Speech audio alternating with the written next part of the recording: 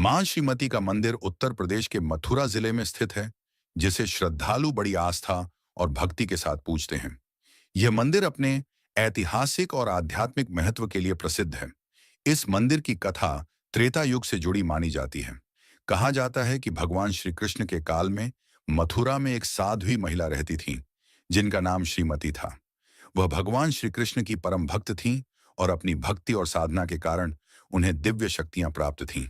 मां श्रीमती का जीवन त्याग, सेवा और करुणा से भरा हुआ था। पौराणिक कथा के अनुसार मथुरा में एक बार अकाल पड़ गया था। इस अकाल से लोग बहुत परेशान थे। फसलें सूख चुकी थीं, पानी की कमी हो गई थी और भूखमरी का संकट था। मां श्रीमती ने इस संकट को दूर करने के लिए अपनी साधना और तप का सहारा लिया। उन्होंने भगवान श्री कृष्ण का स्मरण करते हुए कठोर व्रत रखा और मथुरा वासियों के कल्याण के लिए प्रार्थना की। कहते हैं, उनकी भक्ति और तपस्या से प्रसन्न होकर भगवान श्री कृष्ण ने स्वयं प्रकट होकर आशीर्वाद दिया। उनके आशीर्वाद से मथुरा में वर्षा हुई और चारों ओर हरियाली हुई। मथुरा की भूमि फिर से हरी भरी हो गई, खेतों में हरियाली छा गई और तालाबों में पानी भर गया। जो सूखा पड़ा था वह अब जीवन से परिपूरित हो गया।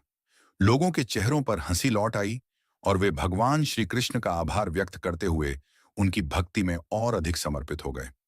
मां श्रीमती की भक्ति और तपस्या के फलस्वरूप मथुरा की धरती पर शांति और समृद्धि का आगमन हुआ। उनका नाम और उनकी कथा अब हर घर में गूंजने लगी।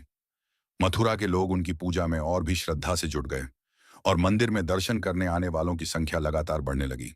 मां श्रीमती का जीवन एक प्रेरणा बन गया, जिसे लोग अपनी जीवन यात्रा में आदर्श के रूप में मानते थे। उन्होंने हमें सिखाया कि सच्ची भक्ति और तपस्या से हम किसी भी संकट को पार कर सकते हैं। उनका जीवन त्याग, सेवा और करुणा का प्रतीक था और आज भी उनकी कथा लोगों के दिलों में जीवित है।